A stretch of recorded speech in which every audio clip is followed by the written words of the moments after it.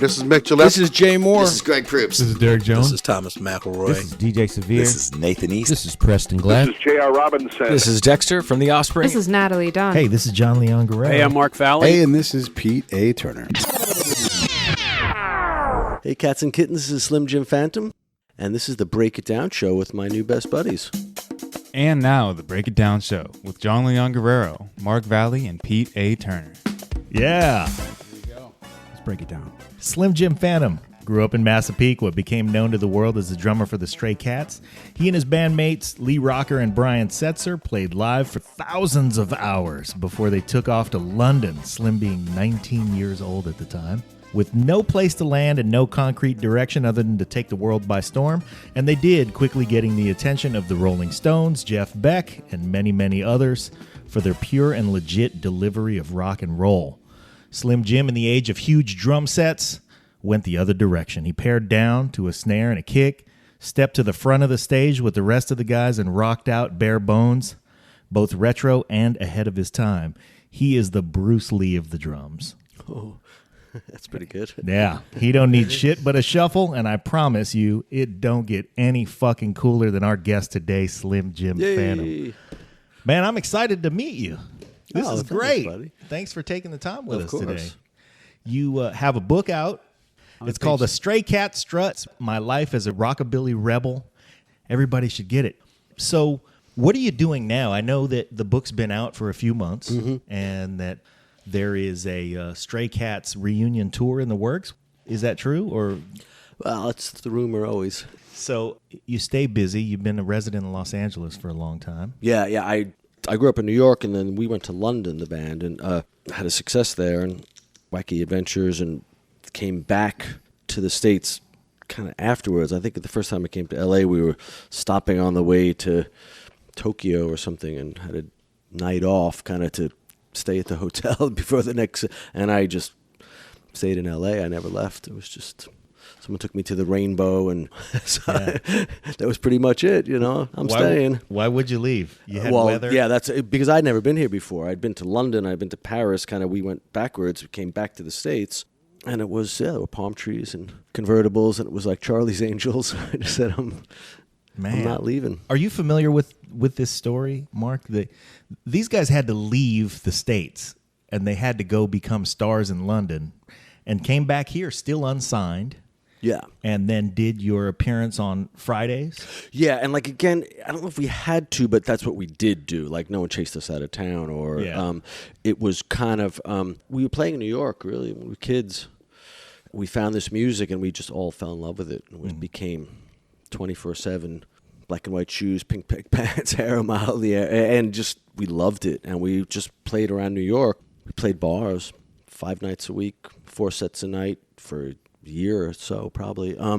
And we just, London seemed like it was an exotic place. It's where punk rock was happening. We got music magazines, was from there. I think if we stayed in New York, eventually, and started trying to get signed, which we never really did. We just played, and we were happy to sleep late and, go to the thrift stores and, have a gig. And so we weren't motivated for big success. We didn't really know what it was. So we just went to London. We said, that's where the Sex Pistols are from, and there's King's Road, and there's all these music magazines we get. They're all from London, and everybody's cool there. So we just, okay, let's go.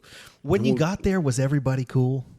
Maybe on a percentage-wise, there were more cool people, because we from New York. But, again, it was a small little scene in New York. London seemed like a little bit more spread out. We weren't the only 3 people dressed up. It was, and that's what we wanted. We really wanted to see other people who were into the same thing. Was there already a scene there? We didn't quite. Sorry, buddy? Was there already a scene there? Well, there was punk rock was there, right. And they had a little bit of a history of Teddy Boys, like original American rock guys would tour over there. Mm-hmm. Jerry Lee, Carl Perkins, Buddy Holly had been there, Eddie Cochran, and there was a certain group of people that were into that. Greasy hair, tattoos, they had the whole thing, and but not really enough to make a life's choice about. It was so we got there, and it was like, well, you said it was a good idea. No, you said it was a good idea. We were virtually homeless and had nowhere. So we just we knocked on doors. We slept outside a lot, Hyde Park. We couch surf. We went to squat houses like Sid and Nancy. We lived there all the time, dragging a double bass and a guitar around with us and dressed up all the time. And eventually we just knocked on enough doors and we got a couple of gigs at various pubs or rock clubs going on. You guys were in 5 in the stage afternoon. costume 24/7. That's Well, it's all the you only had. clothes you had. Yeah, Yeah. I it would have been nice to walk around with some sneakers. We only had cowboy boots and creepers. But so we eventually knocked on enough doors, and okay, these guys, let them play. So, but the people we had met at a lot of these parties, anywhere that we could go for like free, and there might have been some drinks or some food or something. We were so yakety yak about it all that by the time we got a gig, word had spread a little bit. Okay, those guys that are always hanging around, those New York crazy-looking guys, they're playing today, finally. 5 o'clock in the afternoon at some pub. And the original people that came were Lemmy, Chrissy Hine, Strummer, Captain Sense. Was like that original kind of cool rock scene in London. And then we all had to do was play. That's something we always had confidence of, like, just let us play. Yeah. Don't worry. That's one thing we weren't worried about. I was worried about where we could eat or where we could do a laundry or something, but, like, not whether or not we would be good when we played. So, yeah. When you enter into that situation, I mean, you're 19 years old, you're willing to couch surf, you go to London, you're homeless, but you don't care because you got thousands of hours behind you. You've done the time. Exactly. You're ready. Exactly. So when you say, we just wanted people to let us play, it's almost like, I dare you to let me play. Yeah, that's how we were. And it was like a certain, you guys probably have the same thing, like a certain confidence when you're with a little combination of people. Yeah. Which is very hard to, find. Sure. There's 1,000 great bass players, or 1,000 great drummers. But, like, for me, the confidence with the other two was so great. And we had, since we were kids. So we had been through, so when someone says, okay, just famous people in the audience, and I didn't even know what famous people meant. It's people you'd heard of or maybe had their record. It's all in the audience. If you're bad, you're going to go home. If you're good, you're going to say. That really didn't even enter into it. Right. What you mean we played for 20 minutes and our entire future's on it? Of course. Bring it Yeah. on. I got these two with me. We've done the act a million times already. Right. Which 20 minutes do you want? Yeah. Just the hits or just Was there any one member of the band that got any more attention than the other, or was it just the Stray Cats? Well, always the singer and rock and roll, but but we were very conscious of that. We wanted it to be a group. Like we moved the drums to the front of the stage, and I stood up and played the drums. That was pretty. I still think an original. If someone wants to nerd research it, I don't know of anyone else. Yeah, that maybe did there it. was somebody in the universe, but let's face it, you were, as far as coming out front, you're the first no one guy. did that. Maybe they did in videos. Maybe someone stood up in the 50s or something, but. I didn't really, because when all this Nobody happened... played the whole show standing up, though. No one was in the front, I don't think. And all of it was brand new to us because, again, we had 5 records. Yeah. I mean, albums are expensive or whatever. Like, we were doing our whole thing. We couldn't afford that many magazines. Like, we had 2 magazines that were people dressed up in an Eddie Cochran album, a Buddy Holly record, and Elvis's first record. Like, we didn't have that, and we just made everything from that. Yeah. So, well, it was a focused look. Yeah, it was very instinctual. We instinctive, organic, whatever. We really loved it. We, still do. Yeah. But then, it was so focused and so into it. But you guys also created. I know you said there was already a scene there. There the Rockabilly was already going on with like Jerry Lee Lewis and stuff. But did you find yourself creating a persona that you could kind of click on and off with when you were playing? I mean, there was a little scene there, but even when we got there, it was already older people. I mean, guys who were in it personally, in the though. 50s. I meant personally. Well, that you a little bit learn, I guess, because we were always a bit characters. We again instinctually had the act down a little bit, like you tell the joke, you tell. We kind of had that down on stage, and then when you do your first interview or first the TV show, like I look back at funny things now that we did a lot of that stuff after we got signed. Every TV show, because we had a look. Like in the beginning, it was just in Europe, and we were very right off the boat New York guys, and but we had an instinctive and organic kind of way of talking amongst each other, like Hard Day's Night, whatever, but a little bit more punk rock maybe, but it was we were good at it, and you learn that as well. You developed the shorthand as much time as you guys spent together. Yeah, and not to talk in front of the other guy or let him tell the joke this time. There was some time you never sat down and said, "Let's do it this way," and you say that. But we were kind of good at that. Mm-hmm. It's because it seemed like because I remember when you guys came out, I loved the music and it really hit hard, but it was you kind of were like punkers in disguise. I mean, Yeah. you had the attitude of punk rockers, but it was like a little more of an American version, I think, with that. Yeah, I think Americana. we were influenced by like the Bowery Boys and like the Three Yeah. Stooges and Buddy Holly and Elvis. So and we liked that part of it. But again, because it was a camaraderie. There was other guys to kind of Yeah. bounce. I mean, if you tell a story by yourself, it's hard work, But to have someone else to do the punchline or feed this guy the right, we just kind of knew how to do that. It deepens the camaraderie too if you're somewhere else. I mean, you guys went to London, and so now you're the three American guys. It kind of solidifies your thing, Yeah, right? Because positively. you have to do the shtick wherever you go because Yeah. you're knocking on the doors, you're trying to get the gigs. How long did it take before you had a following that provided you with couches to surf on? Well, we went to London in June of 1980, and we after the initial shock of it, had a couple $100, whatever. Like we had a Fleabag hotel for a few days, and then we just started reading the newspaper and like whatever the rock papers that we had gotten 3-4 months late in New York at the one cool record store that would carry the British.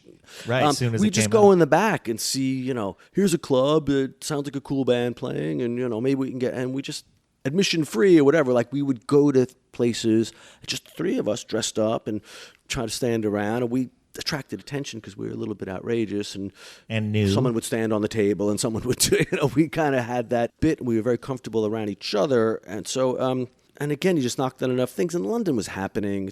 Probably if I had, advice to any band, still I think would be to go to London. If you come to L.A., things are spread out. It's hard to get from A to B. Yeah. Maybe New York there's a subway, but London it was a subway and it was a bus. It was a little bit more.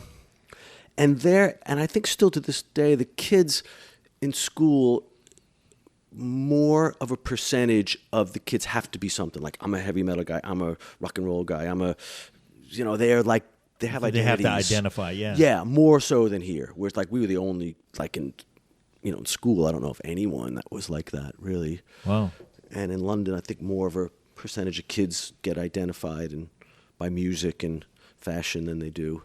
So we had a little bit of a template, like, well, they're kind of teddy boys. Like my uncle was a teddy boy, but we also knew punk. Were influenced by punk rock, fashion and music and rockabilly, and we were like kind of the first ones I think that really combined the whole thing together. I heard that Joe Strummer never brushed his teeth.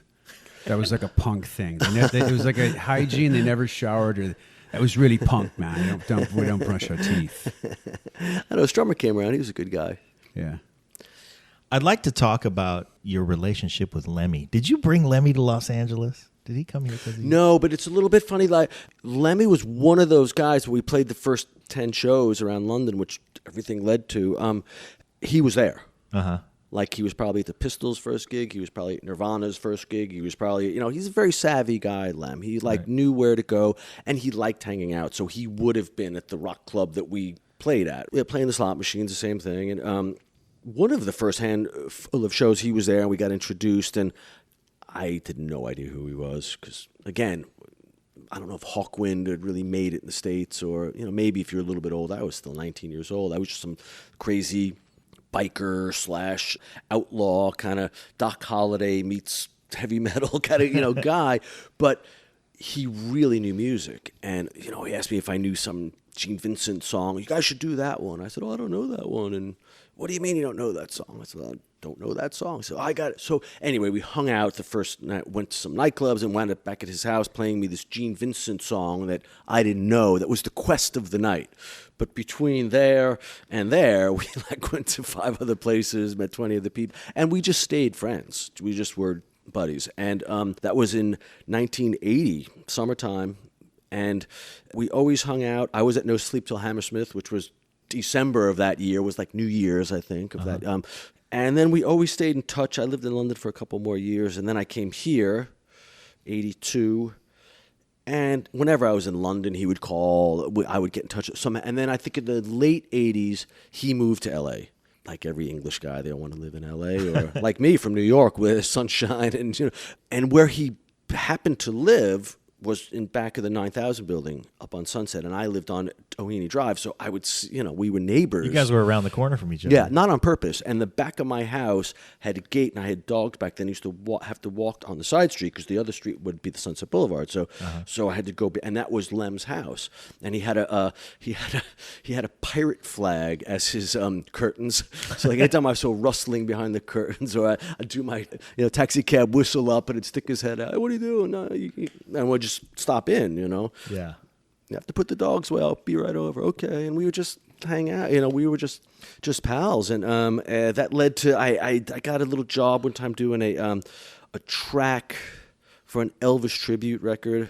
Some guy asked me to do. Okay, so who loves Elvis? I got Lem, and we did a track, and we did it in 10 minutes, but had the studio booked all day. So let's do this one, and it just turned into we made an album and just had an excuse to kind of hang out, and that's when we did Headcat. We would go out and play gigs when everyone had a hole in their schedule, and just really, he was just my buddy, really, and I was there with him at the end, and he was just I don't think it's going to be another one like him.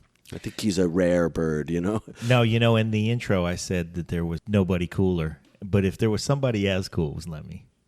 Yeah, he was good. And again, he was known as a hard rock guy or metal guy, and stuff, but he knew everybody Holly B-side, and he could tell you the serial number on the Carl Perkins 4th album track on side B. He was like really knew his stuff, and he loved rockabilly, and maybe some of his fans. That's what we tried to do. That was a little bit the Headcat manifesto, was to to show these kids how much the Stray Cats and Motorhead are alike, how much they're different. So it was, trio, and it all comes down to Eddie Cochran at the end of the day, and he knew that, and I knew that, so that was part of our friendship. Wow. What else was in the Headcat manifesto?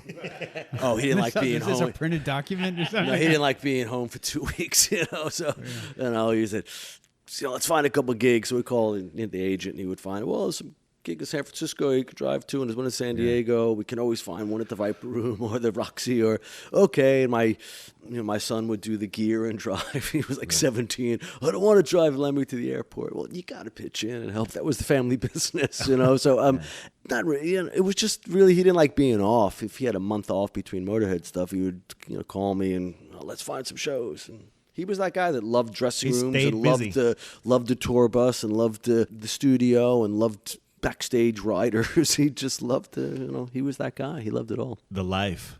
Yeah, which, the older you get, the more you tend to not want the life, but he loved the life. Is that true for you? Are you slowing down? You more selective with the gigs that you take? You try to be. I don't really need to go anywhere anymore, but I still do. Yeah. Just out of necessity, just keep it all going. But it's a quality problem. But, he liked, And there's some good adventures from it. That is a quality problem, and you do get the good adventures. But for you, you have, now that you can make choices and you can be really selective, and, you've paid your dues more than anybody else. Now that you're at that point in your life and you get to pick and choose, what kind of circumstances do you like to find yourself in? Well, when you do the Stray Cats every few years, it's like being in the Rolling Stones, right? Like you fly first class and say it. So it's like everything's kind of cool because we really earned that. But a way to keep that at that level is to not do it all the time. So, but in the meantime, you can't, as much as you say you want to, you're not going to stay and watch TV for 3 years, or 5, you have to do stuff. So for me, what I like to do at this point is if I have a choice, I like to do it with people that I'm friends with. And that's why we do this side band with Captain Sensible and Mike Peters from The Alarm, another guy I might know, Chris Chaney from Living End. I did a record with, Lemmy was part of that. I just did a record with Glenn Matlock from the Pistols. I and Earl Slick did a record together. All right. Really, I like to do it with people that I feel are my long time. Yeah, not peers, just contemporaries, but you have a shorthand and you speak the same language. Exactly. And you're not going to get driven crazy by anyone's new habits. The same, all right, he smokes all the time. All right, I can deal with that. It's not a new guy who insists on stopping and, smoking. You know what just dawned on me? You are our first guest who played the US Festival. Oh, there's a lot of good people for the US Festival. Yeah, there are a lot of good people. You're the first one that said we've had a Woodstock alum. Original Woodstock or the 90s Woodstock? The original, we had Sly Stone. Wow. How'd you get him? Corey Jacobs, who wrote our theme song, is his keyboard player. Okay. So we managed to sit down with him for long enough to get sort of an interview. He was slightly less coherent than you are. Yeah, he's a bit of a challenging guy. Yeah, apparently, he was a challenge for He's, sure. I think he's an important guy. We had to follow him around with microphones for about 2.5 days. And we ended up getting about 18 good minutes from him. Wow. But his importance is not lost on us. He's one of those guys, kind of, the older I get, and I don't have to interview him, so it's a different thing. But I try to think, because there's all sorts of good music and there's all sorts of bad music. Right. I'd like to take credit, but I think it was Duke Ellington. There's two kinds of music. There's good music and there's great heavy metal. There's bad heavy metal. There's great rockabilly. There's bad rockabilly. There's great reggae. There's bad whatever it is that you want to. But I like to now, and again, it takes you a while to arrive at these captions, but is the musical landscape any different because of a certain artist? Right? That's There's a the lot litmus. of great guys out there. Sure. Really, there's 1,000 awesome drummers, and I'm a drummer guy. I love big drum kits. I like any drummer. I'll watch anyone play. But if you take certain guys away, is the landscape the same? Right. But Sly Stone is one of those guys, and I think the landscape is a little bit different because he made a record and because he's him. So Yeah, I agree. That's what we like about Stray Cats. well, certainly the landscape's. I mean, I'm too old to beat around the bush about this kind of stuff, but I think Stray Cats is one of the most Absolutely. landscape I mean, there bands was ever. really, Who did it besides us? That's And then everybody who's done it afterwards, you can see influence in everything from style to 100%. yeah. I think we kept it going too. There was a certain amount, like when we started, there was a certain amount of that. Of course, you want to have a success, but we were really keen to keep this. It's American and it's ours. It's original. Yeah. It's an original rock and roll American phenomenon. And we in 1979 when we started doing it, there was a big danger of no one was going to know who Johnny Burnett was, or 3-5 years from then, Well, then the movie about Buddy Holly came out. Yeah. The La Bamba, Marshall Crenshaw as well. Yeah, but that was later. That was much later. La Bamba. That was 'cause probably Brian- 86. because Brian played Eddie He Cochran played- in that movie. Yeah. yeah. But Buddy Holly story was a good one because that was when we were kind of into it. Yeah. And at that point, we were like, well, that's not the right guitar. That wouldn't have been the microphone that Buddy Holly used. But of course, it doesn't matter. It's like the bigger picture of the songs. And Gary Busey was amazing in that movie. Yeah. But like that was in there. Because it made it a little bit easier to find find a record. You could get Buddy Holly's greatest hits, which of course we had. It was a little bit made things easier more accessible. to get. Yeah, I mean, again, I think it took the Stray Cats to make rockabilly part of the Yeah, it absolutely household did. word again. Right. You guys made Cadillacs cool again. A couple things about that. First of all, the very first Christmas gift I bought my mom and dad with my own money was Built for Speed. Oh, there you go. Yeah, and it was one that, it was a record that I could love and they could love too. Sure. And that's really what sort of, I had a rough teenage time like everybody else. No, I had a great teenage time. One of the, well, I didn't, I don't know what you guys are talking about. yeah, I wasn't as cool as Mark Valley when I was a teenager. I was a bit of a dickhead, but the thing that brought us back together, especially between my dad and me, because my dad was a sax player, is a sax well, there you player. go. But that was what brought us back when we, sort of didn't like each other and I was rebelling and trying to figure out stuff and Sure. hitting my head on things. Sure. What brought us back was music. And so I didn't think about this until just now sitting Well, right you don't here. until you're old. Yeah. No, and that was the thing. And I think with If I was as smart now as I was now, right? All of us, right? You get a little smarter So I got a as question you go for you. along. I have one question. It's about 9 years ago. Anyway, I was going to go to San Francisco to meet some friends. I was going to sing in a cover band with them. And the drummer said, we got to go see somebody. Got to see my buddy John before we go. So we get off the plane at San Francisco. So we're driving through these little kind of winding little hills, and we get to this gate, and it's got an iron treble clef. And the gate sort of opens up, and it's this house, and there's weeds growing up along the house. It's like a ranch style thing with a pool in the back that probably wasn't really well taken care of. We walk inside, and there's this really old kind of black guy in a kind of shark skin suit, right? And there's a woman serving him like a blended juice, right? And we sit down and start talking to him, and like, hey John, how you doing? And apparently he had been a drummer in John's band. And I didn't know who John was, right? This was, Yeah. so I'm sitting there talking to him, and they all go like, hey, show him around the house. So I stay, and he's got this old Marion guitar, right? This old like wooden beat up thing. And I said, can I play that? And he's like, sure. So I'm just like plucking on his Marion guitar, and we're talking about his dog, and he says, yeah, this dog doesn't like to go outside. He likes staying here with me. And do you still play music? And he goes, oh yeah, I still play almost, 2 times a week. I get out there and I just start playing. And I thought, oh, that's an interesting guy. Everybody kind of comes back. I talked to him for about maybe 20 minutes. Then I was like, I go to the bathroom. And I walked down the hallway, and it's just one gold record after another. And it's John Lee Hooker. And I thought, oh my God. You didn't know who it was? I didn't know who it was. I had like a half-hour conversation with John Lee Hooker, and I didn't even know who he was. But of course, when I came back from the bathroom, I knew who he was, obviously. One of the things he told the drummer, he said they were going to do a gig, and he was going to drum for him. Then he goes, listen, I want to hear you, but I don't want to see you. I don't know what that meant. Do you have any idea? No, I have a good story about John Lee Hooker. I knew him. He's in my book. Yeah, I saw that. And no, he liked me. He recognized me first. Well, that's because he didn't have Slim Jim in the band. So the drummer should be. I mean, I knew him. Heard I and saw him not on the seen, plane, and unless you're a Slim Jim phantom. Yeah.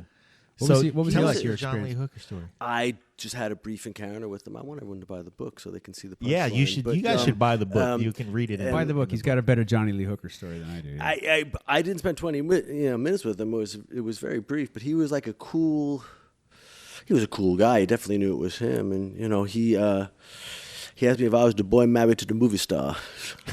Excuse me. I didn't really know what he was talking about. He said, "You the boy married to the movie star," and I remembered it was in San Francisco, so he must have lived up there on a plane, and my ex-wife, former wife, had been on TV that morning, like the Good Morning San Francisco show, and I guess I was in the audience, and they showed me for a second. I guess he was watching that show and saw that, and he was impressed with that. You the boy married to the movie star. I said, what? And then then he played the Hollywood Bowl, and I saw him at the Hollywood. He was an incredible guy. He's like, I think once guys like that are gone, it's certain, they don't make new guys. Like Lemmy, there's certain type of kind of character. Right. There's new characters that are good too, but like I think there's a certain type of character that's not going to be, because you can't. There's too much knowledge now. At some point, you become the old master. Yeah, and like John Lee Hooker made, there was maybe in the 80s, there was a bunch of people that didn't know who it was. Like now he had those hit records, and he had a resurgence, and so he's on the Blues Brothers, or he's on the was it the Blues Brothers? Yeah, he wasn't the first Blues Brothers. Yeah, I think he's all those kind of guys. It's a bit more, there's reissue records and iTunes and CDs, and it's easier to find out about this kind of stuff now. And you should, listeners. John Lee Hooker, when he was in that period of his life where he was kind of in between before he resurfaced, lived in my hometown, Vallejo, California. Really? And There you go. Our guest number 3, Derek Jones, he's been on the show a few times. He was playing Frisbee in the backyard of somebody's house, and the Frisbee went over the fence. And Derek Jones is a bass player. He's in Las Vegas, and he went around the corner to go retrieve the Frisbee because he didn't want his friend to be mad at him for losing the Frisbee. And he knocked on the door, and the person who answered the door was John Lee Hooker. See, he gets around. Yeah. Three different guys all got stories about him. I've heard John Lee Hooker stories. Yeah. So Fantastic. You climbed Mount Kilimanjaro too. Yes. Have you found other stuff that you've had difficulty with? I mean, with music, you mentioned earlier. You said we earned it, and then you guys get on planes and you fly and you go do stuff. Have you tried other things where you've experienced a little more difficulty than with music? Let's break it down. yeah.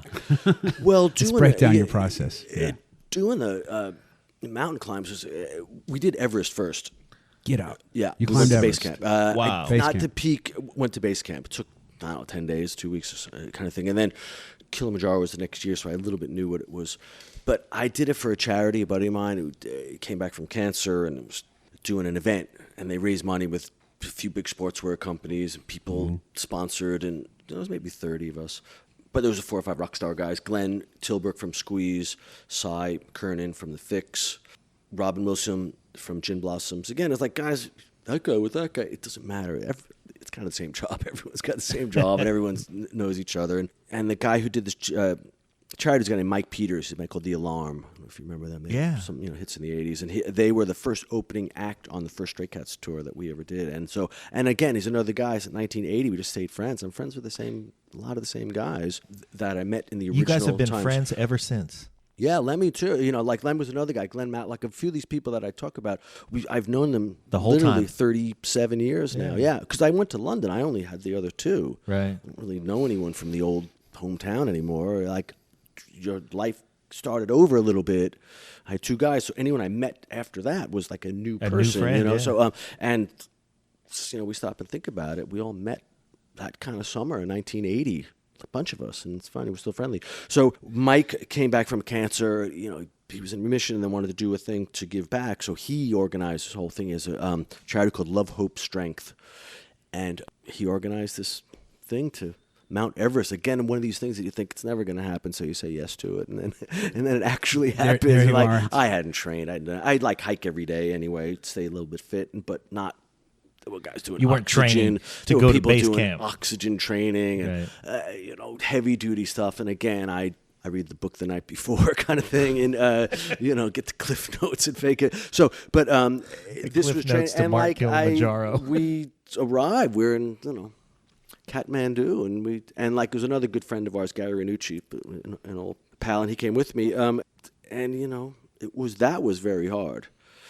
And then I said, never do it again. Mikey got that out of us. There's a bunch of cool adventures in there. And then the next year, and he was like, all right, Jim, no problem. The next year is like, and next now's Kilimanjaro. And I'd never been to Africa, and I'm kind of fascinated by the whole thing there, like safari. And Did you take a safari while you were there? Did you go to Ngorongoro? Yeah, we did.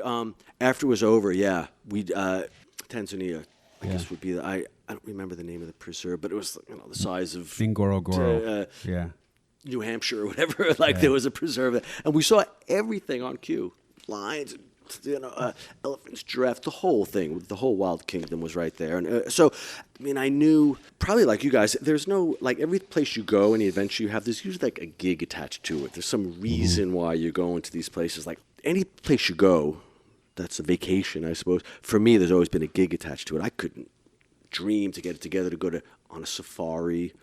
I don't even know what it would cost to go on a safari, $30,000, whatever the trip we did, the flights and the hotels and the safari and the thing. So again, there's a gig attached to it. So we went, we climbed the mountain for charity, and we played at the top of both of these places that we went and we played at. You played at the top of the mountain. For crying out loud. How do you play the drums with that low oxygen? Yeah, right. We went to base camp, and then we went up another 1,000 feet. Okay. At Kilimanjaro to some ledge, and we played, and Kilimanjaro we played at the top.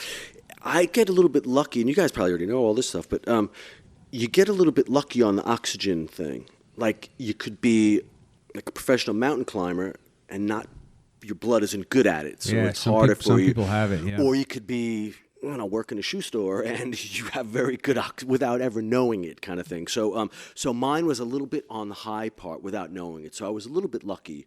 And I think being thin and being halfway fit goes a long way with that. Do you ever want to do it again? Do you want to climb again? There's one more crazy thing that Slim Jim did.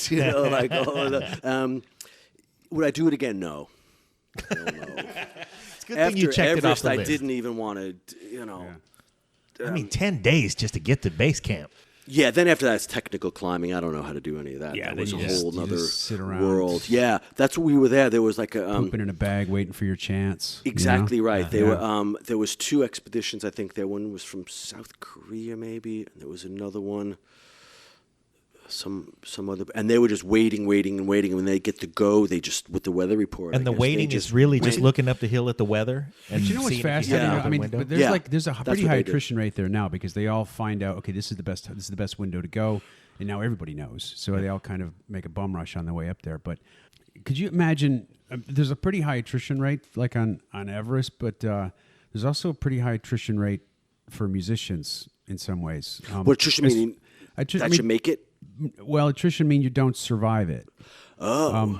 Have you ever experienced that or experienced close up like some people like wow, Well, this like is a actual, like not making it, like croaking it, or not making Dying. it, like having to work at Guitar Center. Dying. Oh, You guys fared croaking great. it, no. Look But, at like, how few people When we were there, What are the pitfalls? a few people. I sat with Lemmy when he was sick. I sat with Johnny Ramone when he was sick. He was my other dear pal, like sitting on the couch like we are, and they were like, Yeah. 5, 4, 3, 2, 1, boom. Wow. So on the mountain, there were people that had a harder time. People that stopped. It was a little bit, but everyone made it. There was, I think, in our little group, there was 30 people, 5 kind of musician guys that you would have heard of, and then other people from all walks of life. They bought onto it. They were fans. They worked for the sporting goods company. That's just like all sorts. And everyone got through, again, because we did it. I mean, if there's a country club way to do these things, we had Sherpas and we had guides and we had, it was done pretty. It wasn't really just a bunch of musicians wandering around. It was kind of on that level. It was really, I don't know if easy is the right word, but the nicest way you could do it. Yeah. I also noticed you. I played the trumpet when I was younger too. Oh yeah, there you go. You did as well. Yeah, I played trumpet for a year or so, and then because it's the same as French horn, same fingering and the same keys and that. So they talked me, the mug, into changing to French horn because there was only like 3 guys French horn, trumpet there was 20, whatever, and I had to carry the French horn. That's the and hard. like I did it until high school. I could probably still remember the fingerings. I don't know if I can get a sound out of it. It's probably hard, but I do remember. Yeah, it's like It's a beautiful sound, though. It's like a very small mouthpiece, and it's like almost like a spit, like spit into it, not like a where a tuba where you blow out your cheeks. The French horn was hard, really, but it was harder to carry it. But drums are the same thing, you got to lug it all around. My mother said you should have picked a flute. Yeah, the drum. Right. the drums. We have no sympathy for the flute player, even for the trumpet players. Like, yeah, I get it. The thing's heavy. You got one thing, man. Hey, Jimmy's carrying a French horn to school today, you guys. What you got in the case, Jimmy? But we always played. We were always the guys. That was really early. That was before anyone would have done it. But like we were always the guys, Lee and I especially, who played the parties, the keg parties, or the Every the chance house you could get, parties, or the rec dance, or like we were always those guys that like did it. I just wanted to play, always. So Lee and I, the bass player and the drummer, we kind of knew 100 songs together, which we still do, and we were always the guys that went together, and I don't know, happy to do all that. Yeah, that's great when you can build up that unit. Back then, you two solidified the rhythm section, and Brian was a couple years older than you, right? Yeah, and he's like Mozart or something. He was like way above everybody, always since we were kids. Always, but yeah. I've known him since we were literally. That isn't something you 7, turn 8 on when years you're old. 30. No, he was that guy. He Yeah. was like at age 11. He was like better than the jazz guy in the local music store. Couldn't teach him anything more. He was like an elevated, musical ability guy. Lee too. To be honest with you, I was like the one that was keeping up really. Well, Mark, what you call a guy who hangs around with musicians? The drummer. I didn't say that. Yeah. What do you call the guy who had the most and best quality girls? The drummer. The drummer. So to go back to Mark's question about the inherent lead singer, guitar player position of being the guy who gets the most attention, that wasn't true with you guys because you were all up front and you clearly were not afraid to jump on the table. No, but we wanted, it takes a certain kind of guy, I guess, also who's comfortable enough as a singer or the guitar player to be that trusting. I don't know what the right word would be, maybe, or maybe secure or whatever Secure is I'll a have good my word. drummer up front, because the bigger picture was how we wanted to do a thing that was completely different, and new. And even if the drums are behind, if I was standing up, it'd be hard to see, kind of thing, Yeah. And there was still a bit of there'd be no Phil Collins, basically, is what we're saying. yeah, there'd still be a template. There was trios. The drummer, like ZZ Top say, was guys, but they had a trio. They were close together, but the drums were still behind and Right. on a riser kind of thing. Yeah. So we didn't really know anyone that did what we did, and it was like, let's try it. We clicked on something. It worked. And again, we were playing so much that we had a chance to well, you go on that side. You go on that. Let's put the amp. We would play these bars 5 nights a week, 4 sets a night. We could change within the thing just to, And then we finally, not finally, we kind of arrived at the kind of setup that we just looked at each other. There's something good here, different, and everyone was into it. It was like the bit worked itself out, just like the other things. Yeah, exactly.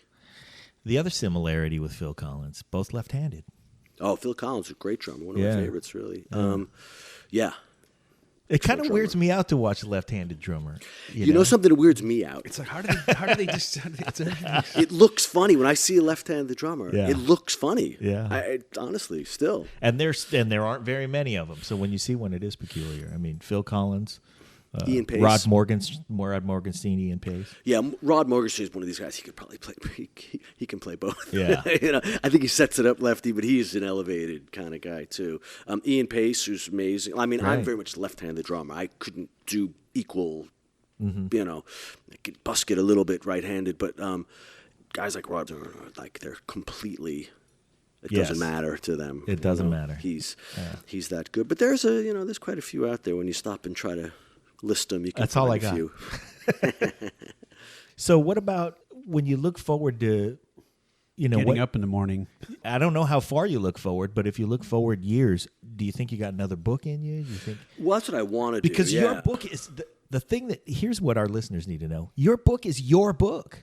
Yeah, I didn't tell stories to like a rock journalist, and This is written in your voice, like you're talking to us. Exactly right here. where we're sitting. I wrote the kind of like Reader's Digest story. Is that I wrote the liner notes for a friend of my book who did like a strippers and blow kind of like rock bio, and I just Cool. again I wrote some. And you wrote the liner notes. Yeah, some rock journalism, dashed off a few lines, and his agent, Dana Newman, who's my agent, she said, "This is really good. Have you ever written before?" I said, "No." Again, it's one of those things that you were saying, like, unless you're already good at it, at this point, I'm like the Fonz. I'm not going to go try skateboarding at this point and fall over. I'll be my cool guy at the 3 things I know how to do. But she said she kind of goaded me into it a little bit. Write a chapter. So the first one I wrote was about Lemmy, about he and me in London going and playing slot machines at a club that had a casino in it. And fast forward 25 pages, we're paying the taxi driver in coins. But there was 25 pages in there where we went, who else was there, the other stops we made along the way. So she liked night that. in the She life. said, write another one. Okay. So Hold I on, wrote 25 pages this night? Well, usually unfolded chapters over are 25 pages. pages. Yeah. You just say. Okay. But I mean, it was a broad stroke. So then she said. But I used the beginning of the punchline from one kind of one night. And then she said, you got more. She said, you have to write another one. So I wrote one about Keith Richards, who we were friendly with. We toured with the Stones in the 80s. They really liked us, and they all this is in the book. And so a few years later, I was doing a solo record with Lee Rocker and Earl Slick, and we had written a song, great for Keith Richards. Sounds like Keith Richards song. So the long and short of it, I got in touch with him. And by some miracle, he was in New York. He was available the next night. I said, sure, I'll come and play on your record. So he came and played on the Phantom Rocker and Slick record. And how do you pay Keith Richards? He came and check the musicians I union. thought of 2 ways. But he's already got everything. He Right. doesn't want that, So so I didn't really know what to do. So I had a jacket that he liked, leopard skin jacket. And I said, take my jacket out, tried it on, and it was too big. The sleeves were too long. Oh, well, kind of look goofy. All right, well, you keep your jacket. Oh, well, thanks. So I still had it in our head that we were going to pay him somehow for doing our... So his manager, Jane Rose, we got in touch with her, and when he was asleep in the office, he's got a little office in Manhattan, and he was taking a nap, and she measured him. Oh. So I got Keith Richards' measurements, called Glenn Palmer, the tailor, makes all the clothes, and he made a jacket just like mine for Keith Richards. For his size, yeah. And he terrific. got it, and... Wore it for 3 years straight. Fast forward to a few years ago, I was at Hard Rock in Vegas for some event, and I saw something across the floor, and it was a guitar, a plaque with Keith Richards, and the mannequin, and a leopard skin jacket. Oh, that we had made jacket, for him. wow. So I don't know if he gave it away or he didn't want it, or he said, this should be in the Hard Rock. Whatever the reason, I don't know the story. We're going with the last one. It's there. Yes. He So- said, I got this from Slim Jim Phantom, so- and this deserves to be in a museum. So I wrote that story about the jacket story again. Took a few pages to do it, and she liked it. Dana liked it, and she shopped it. And there was a few people interested because it was a different kind of rock bio. It just wasn't about getting wasted with somebody. That's Bandit, everybody. So she took it. She took the story around, and the guy from St. Martin's, who was an Irish guy, and he liked the Yankees, and I said, okay, great. so then you got to write it. So, there's probably housekeeper and the gardeners out there. Life as usual. Well, let me ask you, as you got a couple chapters under you, was it getting better to you? No. So then you have to do a whole thing, and then it's like English class. You have to have 5,000 words by this date and 10,000 words by this date. So I was thinking that it would be like that. You'd hang around, watch baseball, and have lunch, goof off, Right. and then And you the get some muse would hit you. inspiration. Yeah. You run in, type 80 pages.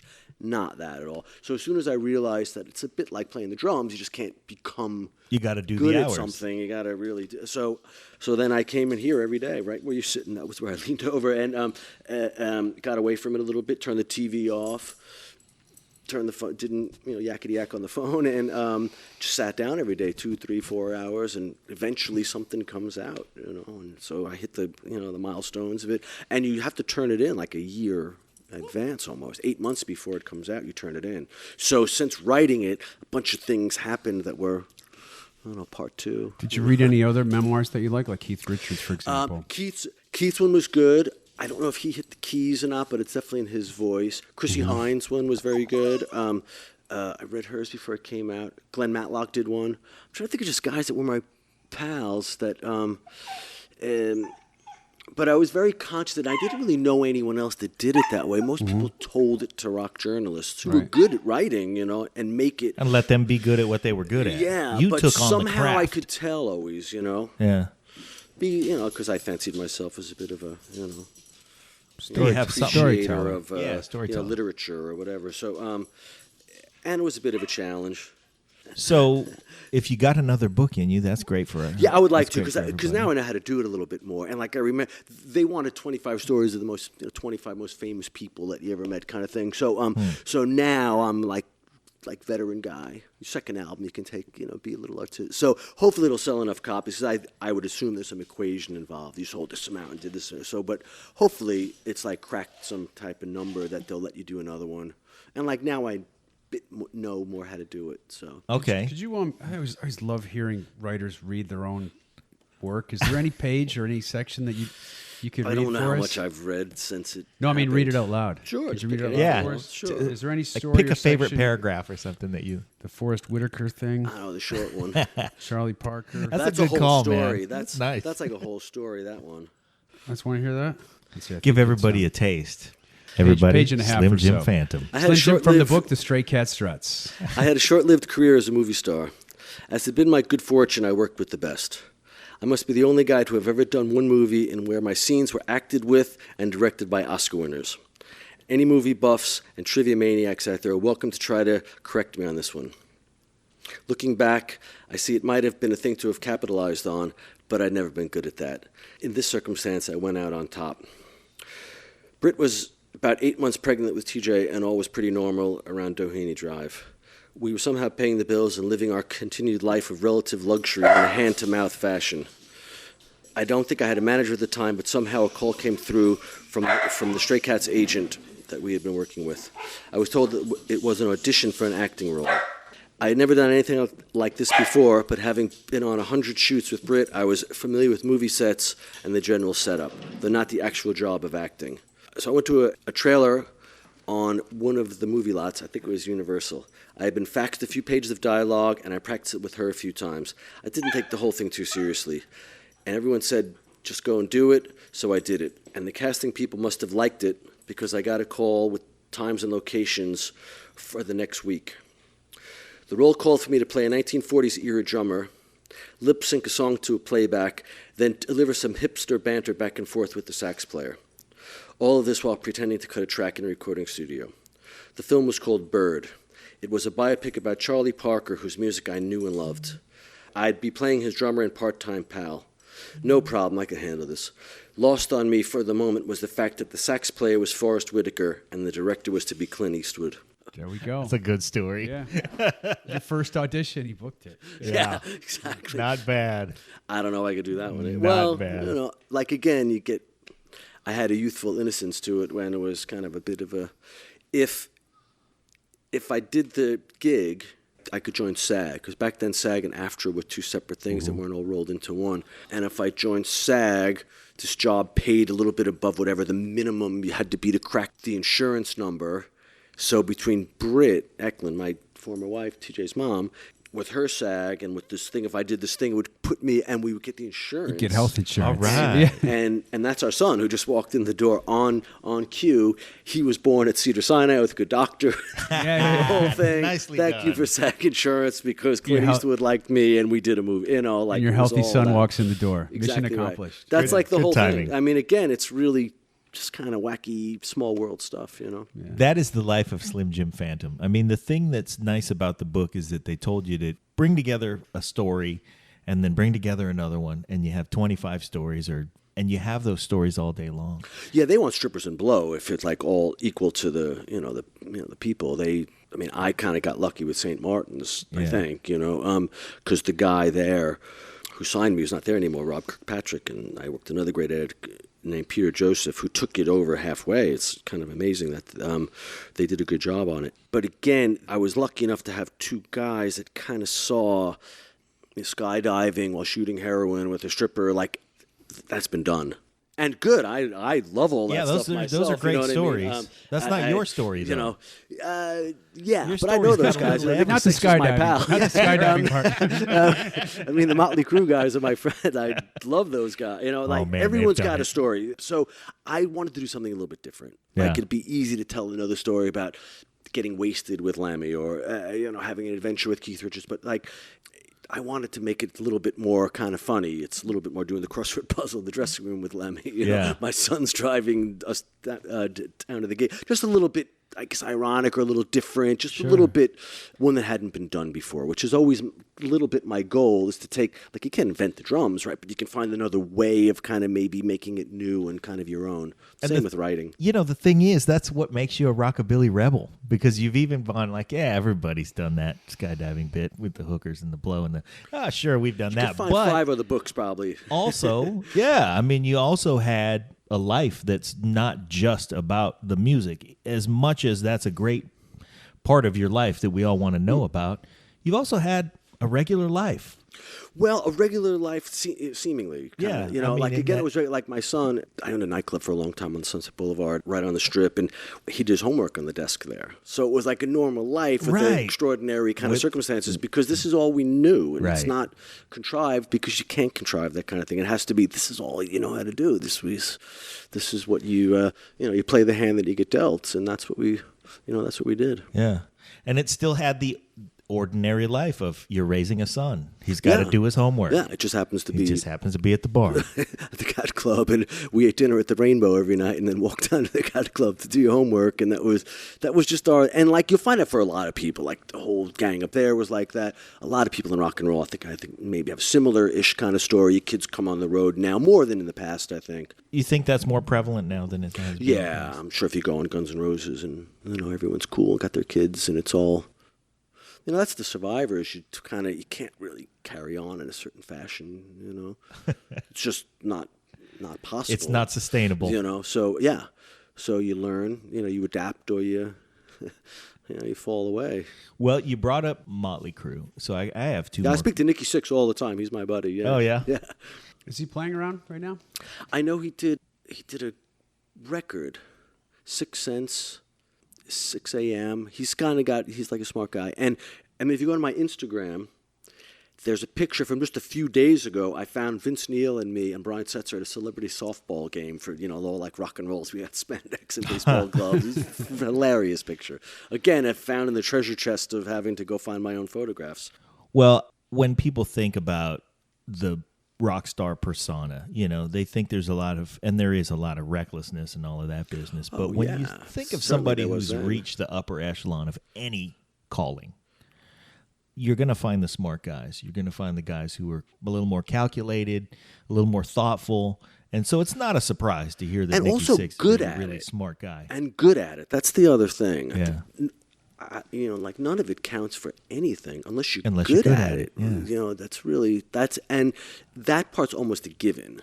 And then the ones that we're talking about are the best. Like, Mick Jagger's not there by accident. Keith Richards, Bruce Springsteen, Bob Dylan, whoever you want to talk about. Metallica. The top of the games. These guys are really good. It's so it takes a bunch of stuff to. How is Tommy Lee's playing like Slim Jim's playing? Well, he's rock. He goes for it. Mm-hmm. That's how I'd say. I mean, he and I used to be pals in the old days. Yeah. Him I haven't seen in a while, but Six I stay in touch with. He used to live right around the corner. I think those guys moved farther out where they can have some space. Wilder parties. Well, I think everyone's pretty normal now. Been there, done that, and somehow beat the odds. And also, being from Massapequa, D. Snyder. I've always heard you don't mess with D. Snyder. He'll punch you in the mouth. Is that true? D. Snyder, yeah. I mean, I know D. We actually went to school with his brother Mark. He was younger. D's older than us. But I see him around, D. Snyder. Yeah. He's cool. Yeah. And he was from there. Seinfeld was from Massapequa High School. All the Baldwin brothers. Baldwins. I stay in touch with Billy Baldwin. It's just a funny place, and I don't know.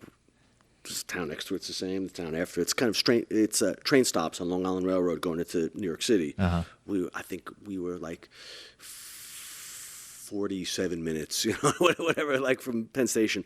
But I don't know why that one town. There seems to be a bunch of people that came from there, and I mean, I was just back there. I looked around.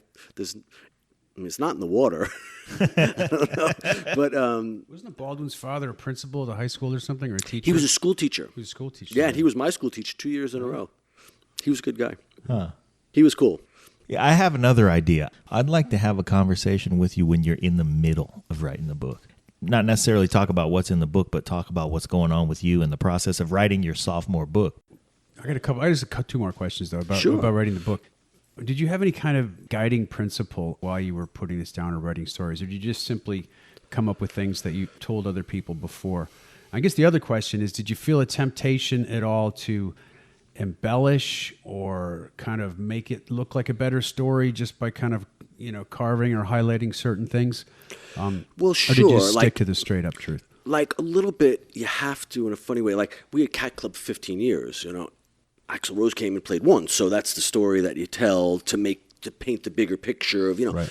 Lemmy and I hung out 5,000 times. 3 times, something extraordinary happened. So like I think you tend to highlight the funny, going on a tour bus is 9,000 miles of nothing, and one truck stop, something funny happens. So in that way, you tend to filter out the watch the show. Yeah. So I didn't really have to embellish it. A few times I tried to get it right. Like TJ's mom, I called her and said, "Now, did this happen on Thursday or Friday?" And she would say, "Oh no, Jim, that was on a Wednesday." I said, "Well, that was really no help to me at all." So like few people, I went back and checked the story. Like, I mean, if I got it wrong, someone should write their book and get it right. It's like, prove me wrong. This is how I remember it. I didn't really make anything up. But the mantra was pretty much like, I don't know if everyone does this, but you tend to find one person that you don't want to let down in a funny way. For me, it was Dana Newman, the book agent. She's just, but I was afraid of her.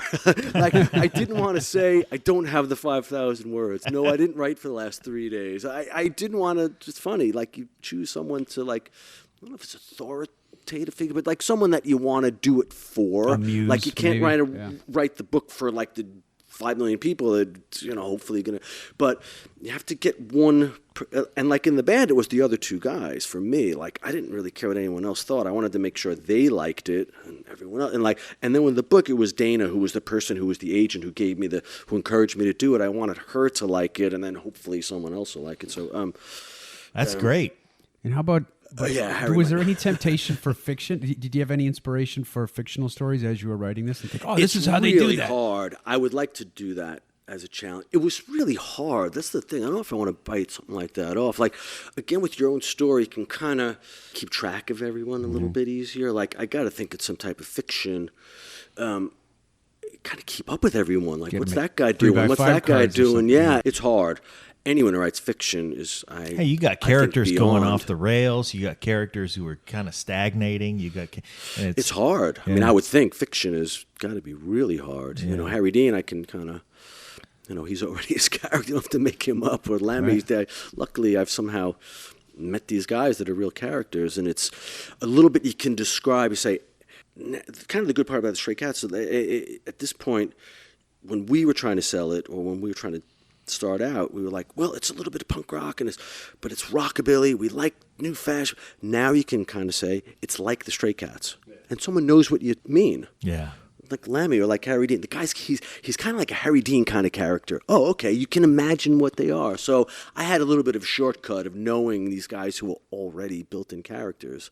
They're iconic. Yeah. I mean, fiction's got to be hard. You got to describe Harry Dean. How's that gonna? I mean, how you gonna do that? Right, you got to build them up. Just say it's Harry Dean Stanton. Well, see, now you can get away with that. You can say it's a guy like Harry Dean. Okay, I can visualize that. So that's where you got lucky. To some degree, you got to tone Lemmy down. Like it was Lemmy, everybody, but stay with me. But I haven't said that, and I think if you just watch his movie, everyone says the same thing. I never saw him be rude to anybody. I never see him be drunk. I never saw him fall down. I never saw him. He did his. He kept his pace going, but he was never. Like I said, I never saw him fall down. I never saw him be rude. I never saw him misspeak. I never saw him be obnoxious to a woman. He was like always. He was pretty like gentlemanly guy. And that's a little bit what I wanted. That's an overall part of my book is all these outlaw characters that I happen to know Lemmy and knew. I know Harry Dean or I met Keith Richards. And there's like a certain kind of common kind of thread to all these guys that they're kind of gentlemen. And the girls too. Britt Eklund, she's a regular, just very normal, kind of proper Swedish person. At the end of the day, there's glitz and there's jet set perception of a lot of people, but she's. Yeah, it's great. She was a Bond girl, and you just referred to her as mom. TJ's mom. Yeah. Yeah, that's great, man. You have known so many very, very interesting people, and it comes from the fact that you started off a life doing a lot of work to become an interesting person yourself. Yeah, the whole thing is because of the other two. That's what I always kind of truthfully say. Like, everything is because we played rockabilly music in Lee Rocker's garage because we loved this music and heard Elvis Presley's first recordings and got turned on Eddie Cochran, Jerry Lee Lewis, Johnny Burnett, Carl Perkins, Chuck Berry, Little Richard, Bo Diddley. As a result, those original American rock and rollers that Massapequa, there were two other guys. One played the bass, one played the guitar that went into it in the same way as me, and we were just. You just happened to all three play the right instrument. Be at the same time. And be right there at not the same 10 time. years apart or 5, we were like, so that's kismet, I think. That's a little bit of, everything is a result of that. So there's that iconic picture that's hanging in Sun of Elvis, Carl Perkins, Johnny Cash, and Jerry Lee Lewis. Do you have 3 out of the 4. Do you have a photo like that is similar where everybody just kind of came together and you? Well, there's one good one there. There's George Harrison, Bob Dylan, Brian Setzer, Dwayne Eddy, Jeff Flynn, and me. That's a pretty damn that's a good good one. photo. I didn't bother to look over my shoulder, but that's a good one. Well, thanks, man. I really thanks for appreciate coming you over, having guys. us over and telling us stories. Thanks for playing my little dog for a little while. Yeah, Really absolutely. appreciate He's cool. letting all 14 of us in your house. Yeah, we Oh, started. that's okay. I was just caught out at the beginning. I didn't know if I had enough chairs. Listen, SlimJimPhantom.com. Go there. You can buy the book. You can keep up with all the stuff. There's always sorts of stuff going on, all And funny then- stuff. Yeah, subscribe to all the social media, official Slim Jim. And We'll come back for the next book. yeah, well, I was just going to say. Just call me Didn't anytime. take Our me too common long. pal, Jay if we should. Yeah, let's give a shout out to Jay. Plug If you Jay guys, Moore. by the way, have not heard the episode of More Stories with Jim, please go listen to that. I think it's one of the shows that you have to be a member for. So be a member. He loves the drums. Sign up. He does. He loves music. And, Yeah. He so wanted that to was talk about Neil Peart, like heavy-duty drummers. Yeah. He knows. Ladies and gentlemen, Slim Jim Phantom, thank you very much. Thank you, guys. Thanks for coming over.